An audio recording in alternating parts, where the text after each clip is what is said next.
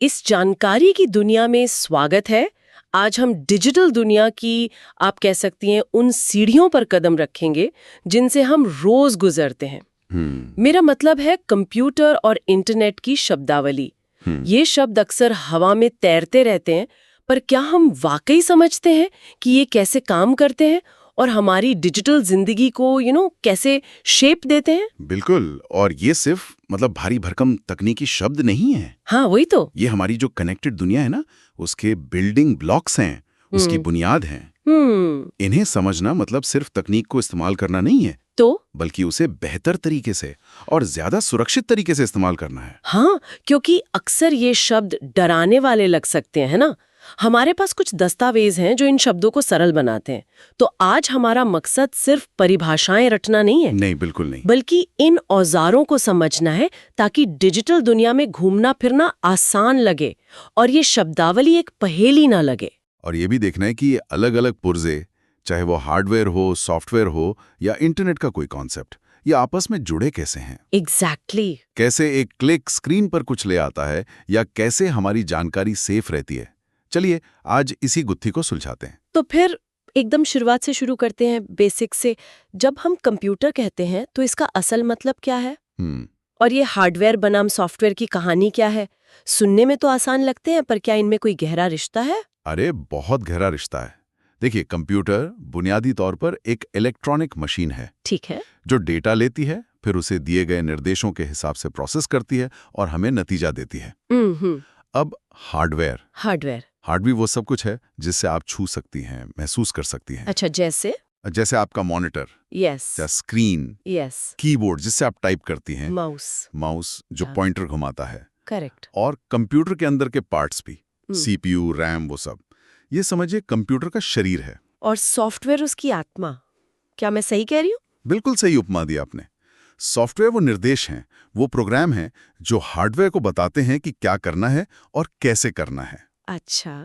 इसमें सबसे अहम है ऑपरेटिंग सिस्टम ओएस। हाँ, सुना होगा। जिस आपने नाम सुना होगा, विंडोज, मैक ओएस, लाइनेक्स। हाँ, सुना है। ये एक मैनेजर की तरह है, सारे हार्डवेयर को संभालता है, फाइलों को ऑर्गेनाइज रखता है, और दूसरे सॉफ्टवेयर जैसे आपकी गेम्स या वर्ड प्रोसेसर, उनको चलने के लिए एक प्लेटफॉर्म देता है। बिना ओएस के हार्डवेयर बस एक डब्बा है। दिलचस्प। तो कंप्यूटर सोचता कैसे है?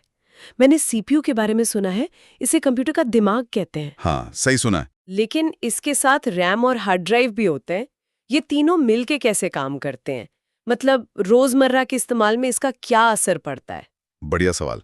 सीपीयू, सेंट्रल प्रोसेसिंग यूनिट, सचमुच कंप्यूटर का दिमाग है। यही सारे कैलकुलेशंस करता है, सारे निर्देश इसी से गुजरते हैं। जितनी तेज सीपीयू, उतना तेज कंप्यूटर चलेगा, मोटे तौर पे। लेकिन सीपीयू को काम करने के लिए जानकारी चाहिए। यहीं पे रैम, रैंडम एक्सेस मेमोरी, और हार्ड ड्राइव का रोल आता है। अच्छा, कैसे? देखिए, हार्ड ड्राइव या आजकल एसएसडी, सॉलिड स्टेट ड्राइव ज्यादा चलती हैं।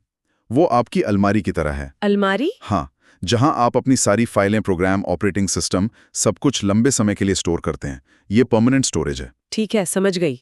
और रैम? रैम आपकी वर्किंग डेस्क की तरह है। Working desk, okay. जब आप कोई प्रोग्राम खोलती हैं या किसी फाइल पर काम करती हैं, तो कंप्यूटर उसकी एक कॉपी हार्ड ड्राइव से उठाकर रैम में ले आता है। क्यों? क्योंकि सीपीयू सीधे रैम से डेटा एक्सेस करता है। और रैम तेज होती है? हाँ, रैम हार्ड ड्राइव से कहीं ज्यादा तेज होती है। तो जितनी ज्यादा रैम होगी, आपकी वर्किंग डेस्क जितनी बड़ी होगी, आप उतने ज्यादा प्रोग्राम एक साथ स्मूथली चला पाएंगी। अच्छा। लेकिन रैम अस्थायी है, टेम्परेरी। जैसे ही कंप्यूटर बंद किया, रैम में जो कुछ था वो खाली। इसीलिए काम को हार्ड ड्राइव पर सेव करना जरूरी होता है। आप समझ आया। इन तीनों का तालमेल सीपीयू, रैम और हार्ड ड्राइव का, यही कंप्यूटर की स्पीड और परफॉर्मेंस तय करता है। ये हुई ना बात। अब समझ आया कि कभी कभी मेरा कंप्यूटर धीमा क्यों हो जाता है जब मैं बहुत सारी चीजें एक साथ खोल लेती हूँ। शायद रैम कम पड़ जाती होगी। बिल्कुल, ये एक आम वजह है। अच्छा, जब हम कंप्यूटर खोलते हैं तो स्क्रीन पर जो पहली चीज दिखती है उसे डेस्कटॉप कहते हैं। उस पर छोटे छोटे चित्र होते हैं, आइकॉन कहते हैं उन्हें शायद। हाँ, आइकॉन। और एक तीर जैसा निशान घूमता है, कर्सर। ये तो रोज देखते हैं, पर इनका मकसद क्या है? डेस्कटॉप वो आपकी डिजिटल दुनिया का दरवाजा है, समझ लीजिए। ये ओएस आपको देता है एक मुख्य इंटरफेस जहां से आप अपने प्रोग्राम्स और फाइल्स तक पहुंच सकती हैं। आइकॉन्स जो हैं वो दरअसल प्रोग्राम, फाइल या फोल्डर के शॉर्टकट या कह लें उनके चित्र वाले निशान हैं। उन पर क्लिक करके आप उन्हें खोल सकती हैं। और कर्सर? कर्सर वो माउस या टच पैड के जरिए स्क्रीन पर आपकी उंगली की तरह काम करता है। उससे आप चीजों को चुन सकती हैं, क्लिक कर सकती हैं या ड्रैग करके इधर-उधर ले जा सकती हैं। ये सब मिलकर बनाते हैं ग्राफिकल यूजर इंटरफेस, मतलब GUI। GUI? हाँ, ग्राफिकल यूजर इंटरफेस। इसी की वजह से कंप्यूटर इस्तेमाल करना इतना आसान हो गया है, वरना पहले तो कमांड लिखनी पड़ती थी हर काम के लिए। बाप रे। अच्छा, और स्क्रीन की क्वालिटी की बात करें, कभी तस्वीरें एकदम साफ दिखती हैं, कभी थोड़ी दानेदार सी। इसका स्क्रीन रेजोल्यूशन और पिक्सल से क्या लेना देना है? बहुत सीधा लेना देना है। स्क्रीन रेजोल्यूशन बताता है कि आपकी स्क्रीन पर कुल कितने पिक्सल हैं। पिक्सल मतलब? पिक्सल वो छोटे-छोटे रंगीन बिंदु हैं जिनसे मिलकर स्क्रीन पर कोई भी तस्वीर बनती है। लाखों पिक्सल होते हैं एक स्क्रीन पर। अच्छा। रेजोल्यूशन को अक्सर चौड़ाई x ऊंचाई में मापा जाता है, जैसे 1920 x 1080, जिसे फुल HD कहते हैं। जितने ज्यादा पिक्सल होंगे, तस्वीर उतनी ही शार्प, उतनी ही डिटेल्ड दिखेगी। कम रेजोल्यूशन में इमेज थोड़ी धुंधली या पिक्सेलेटेड लग सकती है, मतलब वो बिंदु दिखने लगते हैं। गई। अब बात करते हैं हमारे डिजिटल सामान की। हमारी जानकारी हमसे कैसे सहेजते और व्यवस्थित करते हैं। ये फाइल और फोल्डर क्या है? ये ऑर्गेनाइजेशन के लिए है। देखिए, फाइल डिजिटल जानकारी का एक संग्रह है, जैसे आपका लिखा हुआ कोई दस्तावेज, कोई फोटो, कोई गाना। कंप्यूटर में हर चीज एक फाइल के रूप में स्टोर होती है। अब सोचिए, अगर आपके पास हजारों फाइलें हों तो उन्हें ढूंढना कितना मुश्किल होगा। हाँ, बिल्कुल। यही फोल्डर काम आता है। फोल्डर एक कंटेनर की तरह है, एक दराज की तरह, जिसमें आप मिलती जुलती फाइलों को एक साथ रख सकती हैं, ताकि सब कुछ व्यवस्थित रहे। जैसे आप अपने कागजात अलग अलग फाइल कवर में रखती हैं ना, वैसा ही। हाँ, समझ गई। और मैंने देखा है कि फाइल नामों के अंत में अक्सर कुछ अक्षर होते हैं, जैसे .pdf, .jpg, .docx। इनका क्या मतलब होता है? उसे फाइल एक्सटेंशन कहते हैं। ये फाइल के नाम का आखिरी हिस्सा होता है, आमतौर पर एक डॉट के बाद। अच्छा। ये कंप्यूटर को और आपको भी बताता है कि फाइल किस प्रकार की है और इसे किस प्रोग्राम से खोला जाना चाहिए। जैसे .jpg या .png इमेज फाइलें हैं, .mp3 ऑडियो फाइल है, .docx माइक्रोसॉफ्ट वर्ड डॉक्यूमेंट है। और .pdf वो तो बहुत कॉमन है। हाँ, PDF बहुत कॉमन है। इसकी खासियत यह है कि ये डॉक्यूमेंट के ओरिजिनल फॉर्मेटिंग, मतलब जैसा वो बनाया गया था, उसे बनाए रखता है, चाहे आप उसे किसी भी डिवाइस या OS पर खोलें। इसलिए डॉक्यूमेंट शेयर करने के लिए ये बहुत उपयोगी है। अच्छा, ये तो बहुत काम की बात है। और अगर गलती से कोई फाइल डिलीट हो जाए तो क्या वो हमेशा के लिए गायब हो जाती है? ज्यादातर मामलों में तुरंत नहीं। जब आप कोई फाइल डिलीट करती हैं, तो वो आमतौर पर रिसाइकिल बिन, अगर आप विंडोज इस्तेमाल कर रही हैं, या ट्रैश macOS में चली जाती है। रिसाइकिल बिन, हाँ देखा है मैंने। वो एक तरह का अस्थायी होल्डिंग एरिया है। अगर आपको अपनी गलती का एहसास होता है, तो आप रिसाइकिल बिन में जाकर उस फाइल को रिकवर कर सकती हैं, मतलब वापस अपनी जगह पर ला सकते हैं। अच्छा। हाँ, लेकिन अगर आप रिसाइकिल बिन को खाली कर देती हैं, तब वो फाइल स्थायी रूप से, मतलब परमानेंटली हट जाती है। तब उसे वापस लाना बहुत मुश्किल या नामुमकिन हो सकता है। ये जानना राहत की बात है कि एकदम से गायब नहीं होती। चलिए अब कंप्यूटर से निकलकर उस जाल की बात करते हैं जिसने पूरी दुनिया को जोड़ रखा है, इंटरनेट। हाँ, ये है क्या असल में? इंटरनेट संक्षेप में कहें तो दुनिया भर में फैले हुए कंप्यूटर नेटवर्कों का एक बहुत बड़ा नेटवर्क है, एक विशाल जाल। जाल? हाँ, एक अदृश्य जाल जो अरबों डिवाइस को, कंप्यूटर, फोन, सर्वर, सबको एक दूसरे से जोड़ता है। इसी वजह से जानकारी साझा करना, बात करना, ये सब मुमकिन हो पाता है। और हम इससे कैसे जुड़ते हैं? मतलब ब्राउजर का क्या रोल है? और ये वाईफाई और ईथरनेट में क्या फर्क है? इंटरनेट तक पहुंचने के लिए हमें पहले एक ब्राउजर की जरूरत होती है। ये एक सॉफ्टवेयर एप्लीकेशन है, जैसे गूगल क्रोम, मोजिला फायरफॉक्स या सफारी। हाँ, मैं क्रोम इस्तेमाल करती हूँ। हाँ, तो ब्राउजर हमें वर्ल्ड वाइड वेब www पर जो वेबसाइटें हैं उन्हें देखने और उनमें घूमने फिरने, मतलब नेविगेट करने की अनुमति देता है। और कनेक्शन कैसे बनता है, वाईफाई या ईथरनेट से? कनेक्शन के लिए दो आम तरीके हैं। वाईफाई वायरलेस कनेक्शन है, ये रेडियो तरंगों का इस्तेमाल करता है आपको आपके घर के नेटवर्क से जोड़ने के लिए, जो फिर इंटरनेट से जुड़ा होता है। इसका फायदा? सबसे बड़ा फायदा है सुविधा। बिना तार के आप कहीं भी कनेक्ट हो सकती हैं, घर में घूमते फिरते। और ईथरनेट? ईथरनेट एक वायर्ड कनेक्शन है। इसमें आपके कंप्यूटर या लैपटॉप को एक केबल के जरिए सीधे राउटर से जोड़ा जाता है। अच्छा, तार वाला कनेक्शन। ये आमतौर पर वाईफाई से ज्यादा स्थिर, मतलब स्टेबल और अक्सर तेज भी होता है, लेकिन इसमें तार का झंझट है। तो कौन सा बेहतर है, ये आपकी जरूरत पर निर्भर करता है। आपको सुविधा चाहिए या स्पीड और स्थिरता? समझ गई। ठीक है, इंटरनेट से जुड़ गए, ब्राउजर खोल लिया, अब किसी वेबसाइट तक कैसे पहुंचते हैं? ये URL, डोमेन नेम और डोमेन एक्सटेंशन क्या चीज़ हैं? ये सब बड़े कंफ्यूजिंग लगते हैं कभी-कभी। हाँ, लगते हैं, पर हैं बड़े लॉजिकल। देखिए, हर वेबसाइट का इंटरनेट पर एक अनोखा पता होता है, जैसे आपके घर का पता होता है। ठीक है। इस पते को कहते हैं URL, यूनिफॉर्म रिसोर्स लोकेटर। ये वही लंबा सा टेक्स्ट होता है जिसे आप ब्राउजर के एड्रेस बार में टाइप करती हैं या किसी लिंक पर क्लिक करके पहुंचती हैं। अच्छा, वो जो ऊपर दिखता है ब्राउजर में? हाँ, वही। अब URL का एक मुख्य हिस्सा होता है डोमेन नेम। ये वेबसाइट का याद रखने लायक नाम होता है, जैसे google.com या wikipedia.org। और नाम के आखिर में जो .com या .org लगा होता है, वो है डोमेन एक्सटेंशन। जी। ये डोमेन नेम का आखिरी हिस्सा है, डॉट के बाद वाला।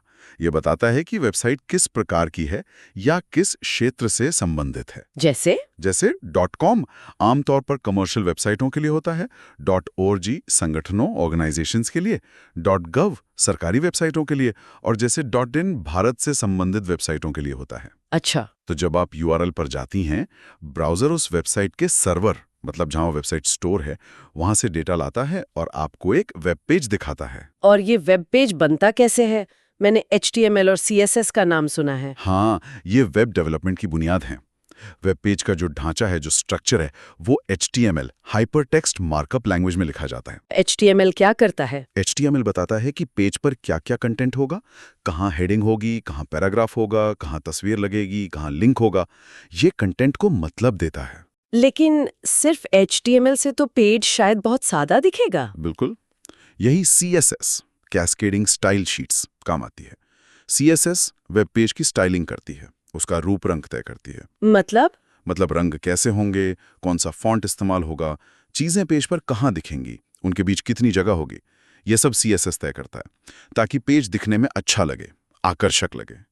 तो HTML ढांचा है और CSS उसका मेकअप कह सकते हैं। ये अच्छी एनालॉजी है। अच्छा, जानकारी खोजने के लिए हम सर्च इंजन इस्तेमाल करते हैं, गूगल तो सब जानते हैं, ये कैसे काम करते हैं? सर्च इंजन जैसे गूगल, बिंग या डक-डक-गो, ये इंटरनेट पर जानकारी ढूंढने के बहुत शक्तिशाली उपकरण हैं। ये करते क्या हैं कि ये लगातार वेब को क्रॉल करते हैं, मतलब इनके प्रोग्राम्स, जिन्हें बॉट्स या स्पाइडर कहते हैं, वो वेबसाइटों पर जाते हैं, उनके पेजों को पढ़ते हैं और उनमें जो जानकारी है उसे अपने विशाल डेटाबेस में इंडेक्स करते हैं, मतलब एक तरह की सूची बना लेते हैं। अच्छा। फिर जब आप कुछ सर्च करती हैं तो सर्च इंजन उस सवाल को समझकर अपने इंडेक्स में से सबसे मिलते जुलते, सबसे प्रासंगिक नतीजे ढूंढकर आपके सामने पेश कर देता है, और ये सब सेकंडों में होता है। कमाल है।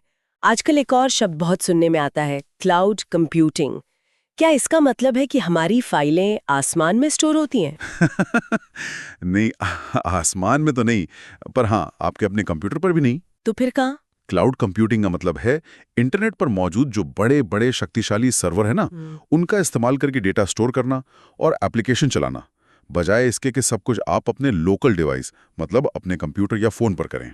क्लाउड स्टोरेज इसी का एक हिस्सा है। सेवाएं जैसे गूगल ड्राइव, ड्रॉपबॉक्स या माइक्रोसॉफ्ट वन ड्राइव। हाँ, मैंने गूगल ड्राइव इस्तेमाल किया है। हाँ, तो ये आपको अपनी फाइलें ऑनलाइन उन कंपनियों के सर्वरों पर स्टोर करने की सुविधा देती हैं। इसका फायदा क्या है? सबसे बड़ा फायदा ये है कि आप अपनी फाइलें दुनिया में कहीं से भी, किसी भी डिवाइस से एक्सेस कर सकते हैं।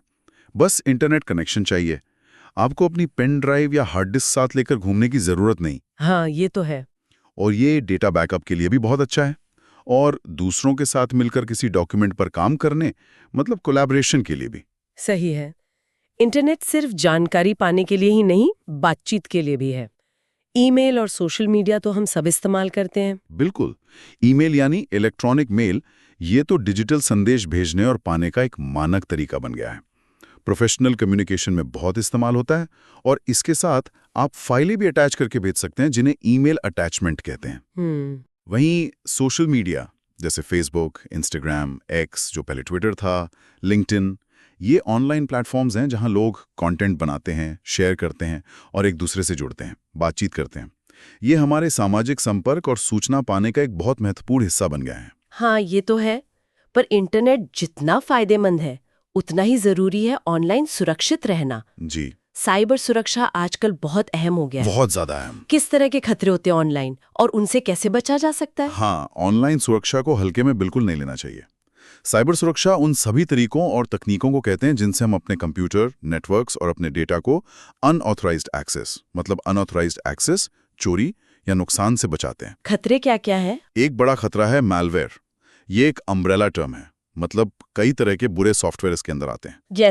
जैसे वायरस ऐसे प्रोग्राम होते हैं जो खुद को कॉपी करके फैलते हैं और आपके सिस्टम को नुकसान पहुंचा सकते हैं, फाइलें डिलीट कर सकते हैं या कंप्यूटर को धीमा कर सकते हैं। और एक और आम प्रकार है ट्रोजन हॉर्स।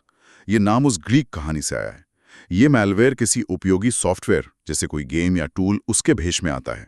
आप उसे डाउनलोड करते हैं और वो पीछे से नुकसान पहुंचाता है, जैसे आपकी जानकारी चुराना या हैकर को आपके कंप्यूटर का कंट्रोल देना। बाप रे, ये तो खतरनाक है। इनसे बचने के लिए क्या उपाय हैं? फायरवॉल और एंटीवायरस सॉफ्टवेयर का क्या रोल है? ये दोनों आपकी सुरक्षा की पहली दीवारें हैं, कह सकते हैं। फायरवॉल आपके कंप्यूटर या नेटवर्क और इंटरनेट के बीच एक गार्ड की तरह काम करता है। गार्ड? हाँ, ये आने वाले और जाने वाले नेटवर्क ट्रैफिक पर नजर रखता है और पहले से तय नियमों के आधार पर खतरनाक या अनधिकृत कनेक्शन को ब्लॉक कर देता है। ये हैकर्स को घुसने से रोकने में मदद करता है। और एंटीवायरस? एंटीवायरस सॉफ्टवेयर का काम है आपके कंप्यूटर को स्कैन करके वायरस, ट्रोजन और दूसरे मैलवेयर का पता लगाना और उन्हें हटाना या क्वारंटीन करना। इसे अपडेट रखना जरूरी है। बहुत जरूरी, क्योंकि रोज नए मैलवेयर बनते हैं। एंटीवायरस को नियमित रूप से अपडेट करना पड़ता है ताकि वो नए खतरों को पहचान सके और उनसे आपकी रक्षा कर सके। ठीक है, अकाउंट्स को सुरक्षित रखने के लिए पासवर्ड तो जरूरी है। ये प्रमाणीकरण और पासवर्ड की मजबूती का क्या मतलब है? प्रमाणीकरण मतलब ऑथेंटिकेशन। वो प्रक्रिया है जिससे ये पक्का होता है कि आप वही व्यक्ति हैं जो आप होने का दावा कर रहे हैं। जैसे आप किसी वेबसाइट पर लॉगिन करती हैं। हाँ। सबसे आम तरीका है यूजर नेम और पासवर्ड का इस्तेमाल। पासवर्ड आपकी डिजिटल चाबी की तरह है। पासवर्ड की मजबूती का मतलब है कि आपका पासवर्ड कितना कठिन है अंदाजा लगाने में या हैकर्स के लिए क्रैक करने में। मजबूत पासवर्ड कैसा होता है? एक मजबूत पासवर्ड लंबा होता है, कम से कम 12-15 अक्षर। उसमें अक्षर यानी बड़े यानी कैपिटल और छोटे यानी स्मॉल लेटर दोनों, नंबर और सिंबल @ $, % वगैरह मिले जुले होने चाहिए।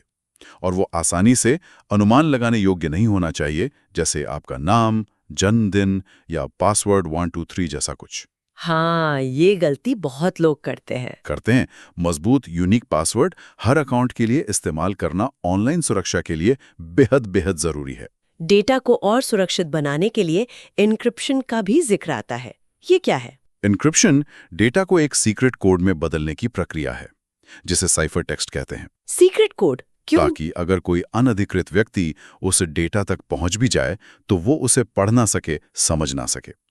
जब डेटा एन्क्रिप्टेड होता है तो उसे बिना सही की के वापस ओरिजिनल रूप में लाना यानी डिस्क्रिप्ट करना नामुमकिन होता है। अच्छा, इसका इस्तेमाल कहाँ होता है?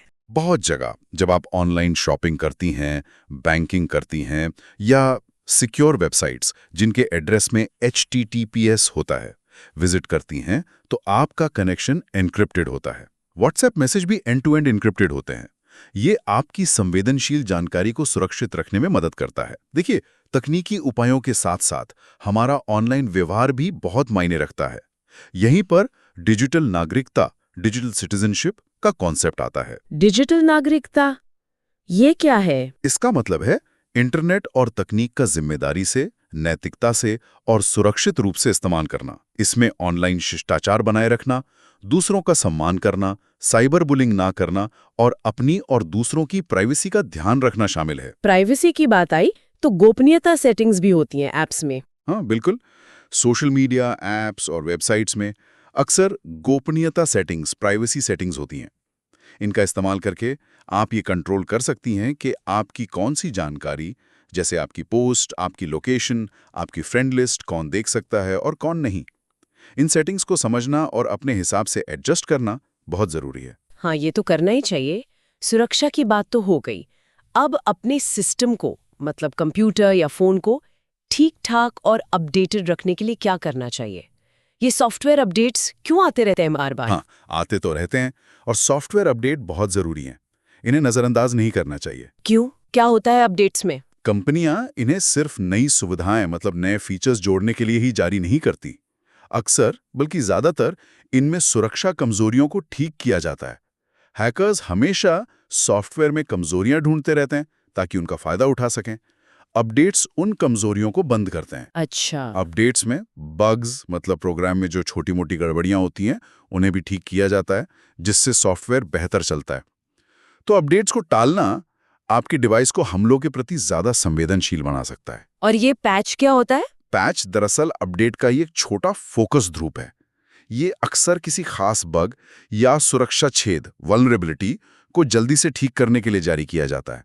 जैसे कपड़े में पैबंद लगाते हैं ना, वैसा ही इन्हें तो तुरंत इंस्टॉल कर लेना चाहिए जैसे ही वे उपलब्ध हों। ठीक है, अब से अपडेट्स पर ध्यान दूंगी। एक शब्द और है, फर्मवेयर। ये सॉफ्टवेयर से कैसे अलग है? अच्छा सवाल है, क्योंकि ये थोड़ा कंफ्यूजिंग हो सकता है। फर्मवेयर भी एक तरह का सॉफ्टवेयर ही है। तो फिर अलग कैसे? फर्क ये है कि फर्मवेयर हार्डवेयर डिवाइस के अंदर स्थायी रूप से मतलब परमानेंटली एम्बेड किया होता है उसकी मेमोरी चिप में, और ये उस डिवाइस के बहुत बेसिक फंक्शन को कंट्रोल करता है। जैसे आपके टीवी रिमोट के अंदर, वॉशिंग मशीन के कंट्रोल पैनल में, या कंप्यूटर के मदरबोर्ड जो बायोस या UEFI फर्मवेयर चलाता है। ये हार्डवेयर को बताता है कि उसे चालू कैसे होना है, बेसिक काम कैसे करने हैं। कभी-कभी हार्डवेयर की कार्यक्षमता सुधारने या कोई बग ठीक करने के लिए फर्मवेयर अपडेट भी आते हैं, लेकिन ये ऑपरेटिंग सिस्टम या एप्लीकेशन सॉफ्टवेयर जैसे वर्ड या क्रोम से अलग है, जिन्हें हम आसानी से इंस्टॉल और अनइंस्टॉल कर सकते हैं। समझ गई। अब एक आखिरी लेकिन शायद सबसे जरूरी सवाल, अगर भगवान ना करे कंप्यूटर क्रैश हो जाए या हार्ड ड्राइव खराब हो जाए, तो हमारे सारे डेटा का क्या होगा? मेरी सारी फोटोज, मेरे डॉक्यूमेंट्स? यहीं पर बैकअप या डेटा बैकअप की अहमियत समझ आती है, और ये वाकई बहुत बहुत जरूरी है। बैकअप मतलब? बैकअप का मतलब है अपनी महत्वपूर्ण फाइलों की एक या एक से ज्यादा कॉपी बनाकर किसी दूसरी सुरक्षित जगह पर रखना। दूसरी जगह मतलब आपके कंप्यूटर के अलावा कई और। ये कोई एक्सटर्नल हार्ड ड्राइव हो सकती है, कोई USB ड्राइव हो सकती है, या फिर क्लाउड स्टोरेज जैसे गूगल ड्राइव, ड्रॉपबॉक्स हो सकता है। क्यों जरूरी है इतना? क्योंकि हार्डवेयर फेल हो सकता है, हार्ड ड्राइव कभी भी खराब हो सकती है, लैपटॉप चोरी हो सकता है, या रैंसमवेयर जैसा मैलवेयर आपके डेटा को लॉक कर सकता है। अगर आपके पास बैकअप नहीं है, तो इन स्थितियों में आप अपना सारा डेटा हमेशा के लिए खो सकती हैं। बैकअप लेना शायद सबसे महत्वपूर्ण चीज है जो आप अपने डिजिटल डेटा को सुरक्षित रखने के लिए कर सकती हैं। बैकअप ना करना सबसे बड़ी डिजिटल गलतियों में से एक हो सकता है। वाकई? तो आज हमने हार्डवेयर, सॉफ्टवेयर, फाइल मैनेजमेंट से लेकर internet, web navigation, cloud computing, फिर ऑनलाइन सुरक्षा और आखिर में सिस्टम मेंटेनेंस और बैकअप तक, बाप ने कितनी सारी जरूरी शब्दावलियों को न सिर्फ जाना बल्कि उनके पीछे के मतलब और उनके आपसी कनेक्शन को भी समझने की कोशिश की। हाँ, काफी कुछ कवर किया हमने। ये सब जानने के बाद मुझे तो लग रहा है कि डिजिटल दुनिया थोड़ी कम डरावनी और ज्यादा अपनी सी लगती है अब। बिल्कुल। और यहाँ जो आकर्षक बात है वो ये है कि ये शब्द अब सिर्फ शब्द नहीं रहे, है ना? ये वो चाबियां हैं जिनसे हम तकनीक के दरवाजे खोल सकते हैं, उसे समझ सकते हैं। जैसे CPU, RAM और हार्ड ड्राइव का तालमेल समझना हमें बताता है कि हमारा कंप्यूटर परफॉर्म क्यों कर रहा है या क्यों नहीं कर रहा है। सही कहा। फायरवॉल और एंटीवायरस का मतलब जानना हमें ऑनलाइन ज्यादा सुरक्षित महसूस कराता है। क्लाउड को समझना हमें डेटा एक्सेस करने और शेयर करने के नए तरीके देता है। तो इसका क्या मतलब है? सार क्या है आज की बात का? सार ये है कि जानकारी ही ताकत है, खासकर डिजिटल युग में। हाँ। इन बेसिक कॉन्सेप्ट्स को समझने से न सिर्फ हमारा आत्मविश्वास बढ़ता है, बल्कि हम तकनीक का बेहतर इस्तेमाल कर पाते हैं। हम ज्यादा स्मार्ट उपभोक्ता बनते हैं और डिजिटल दुनिया में ज्यादा सुरक्षित और समझदारी से नेविगेट कर सकते हैं। अब तकनीक उतनी डरावनी नहीं लगनी चाहिए। एक एक करके इन शब्दों को समझने से वाकई कॉन्फिडेंस आता है। यदि हम इसे बड़ी तस्वीर से जोड़ें तो तकनीक की भाषा समझना आज के दौर में लगभग उतना ही जरूरी है जितना पढ़ना लिखना जानना। सही बात है। ये हमें एक बेहतर डिजिटल नागरिक बनाता है, हमें सूचना तक पहुंचने और उसका सही मूल्यांकन करने में मदद करता है, और हमें उन अनगिनत अवसरों का लाभ उठाने में सक्षम बनाता है जो ये डिजिटल दुनिया हमें प्रदान करती है। बिल्कुल। जाते जाते एक सवाल श्रोताओं के सोचने के लिए छोड़ते हैं। हाँ, जरूर। अब जब हम हार्डवेयर यानी भौतिक हिस्से जिन्हें हम छू सकते हैं और फर्मवेयर यानी वो सॉफ्टवेयर जो हार्डवेयर के अंदर ही बसा होता है और उसे कंट्रोल करता है, के बीच का यह महीन सा अंतर समझते हैं। हाँ, तो ये समझ हमारे अपने रोजमर्रा के उपकरणों जैसे हमारा स्मार्टफोन, हमारा स्मार्ट टीवी या घर का वाईफाई राउटर, इनके बारे में हमारे सोचने की तरीके को कैसे बदल सकती है?